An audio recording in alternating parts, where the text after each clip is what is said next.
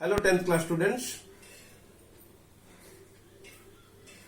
Today's subject is English grammar.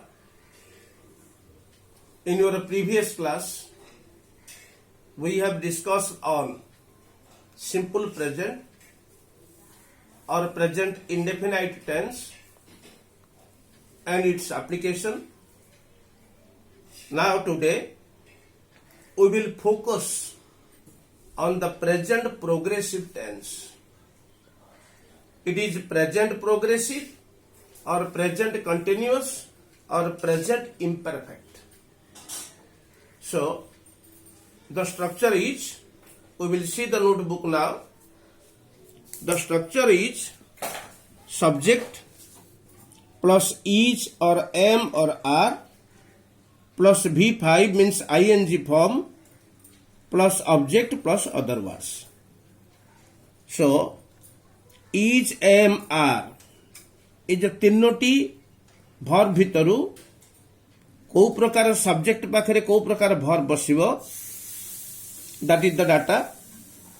So, am comes after I only. I पाखरे am बसे. Is comes after he, she, it, this, that और singular name. एमान के पाखरे is बसे. Are comes after we, you, they, these, those plural name. एमान के पाखरे are बसे. In the symbol of the tense, A tense टा किमती जानिबा ना verb जदि उ अछि, उ अछु, उ अछ, उ अछंती हितबो. जाऊ अछि, खाऊ अछि, जाऊ अछु, खाऊ अछु, नाचु अछ, खेलु अछ, हसु अछंती, कहू अछंती, खाऊ अछंती, ए भली verb जदि लागि थबो ताहले generally we do the present progressive tense. Then this is the structure of sentence and this is the structure of negative sentence. याकू not लगेबाकू हेले subject, then am is are, then not, then V5 ing form, then object, then other words. is am are पाखरे not बसई दबा. जिमती then its interrogative structure is first am is are, then subject, then V5 ing, then object, then other words. तो प्रथम देखिबा sentence मु भात खाऊ अछि उ अछि लागिला तो आमे जानिबा that is present progressive and according to structure as subject हला आई मु आई देन आई पाखरे एम बसिबो एम बसले am I am then V5 ing form खाऊ अछि खाइबा होछि ईट सेतिर ing लगेले आई एम ईटिंग राइस ओ हला rice I am eating rice. सेमती नेगेटिव सेंटेंस रे मु भात खाऊ नाही सब्जेक्ट हला आई एम इज आर भीतर आई पाखरे एम लागिबो तापर नॉट लागिबो I am not then ing form of verb eating खाइबा हला ईट ing लागिला eating rice I am not eating rice. से भात खाऊ अछि की एम इज आर एट सब्जेक्ट हला ही पाखरे इज बसिबो आगरे इज लगेई देले तापरे ही लगेले तापरे V5 ईटिंग लगेले खाउची ईटिंग हला तापरे ऑब्जेक्ट हला rice is he eating rice से भात खाउची की and then the application of the tense ए टेंस रा प्रयोग केमती हुई. एक हला समथिंग हैपनिंग नाउ जे वर्तमान जो घटना घटुची सेठी पई आमे प्रेजेंट प्रोग्रेसिव करि परिबा. वर्तमान वर्षा हेउछि इट इज रेनिंग नाउ. वर्तमान पुरोहित सार इंग्राजी पढ़ाउछंती पुरोहित सार इज टीचिंग इंग्लिश नाउ. तो ए जो सेंटेंस गुड़िक समथिंग हैपनिंग नाउ वर्तमान घटुवा घटना को बुझाउछि तेणु आमे आकु प्रेजेंट प्रोग्रेसिव कले.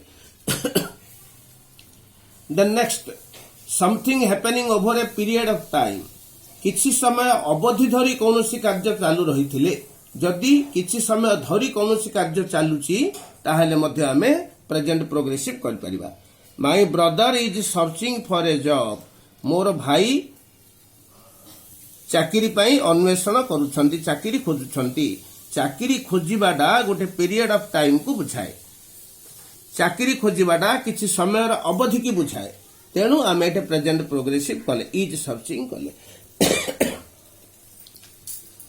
Mister Malkantak is writing a novel mister Malkantak व्यंग कवि से उपन्यासटीए लेखुछंती अर्थात उपन्यास लेखिबाटा किछि समय अवधि धरी चालुची ए पीरियड ऑफ टाइम लागुची नोभल लेखिबा पई तेणु ये हला तमरो प्रेजेंट प्रोग्रेसिव रे use is writing the next application temporary action वर्तमान क्षणिक कार्य सबुबले गोटे प्रकार कार्य चालुची वर्तमान जदि से कार्यर किछि अलगा हुए ताहाले से हला क्षणिक कार्य आउ सेथि पई आमे प्रेजेंट प्रोग्रेसिव यूज करिबा he goes to school on cycle से सबुबले स्कूल को साइकिल रे जाए बट टुडे किंतु आजी he is going on foot से पादरे जाउची ए हला वर्तमान गोइंग ऑन फुट ये हला वर्तमान क्षणिक कार्य आउ एथि पई आमे याको प्रेजेंट प्रोग्रेसिव टेंस कले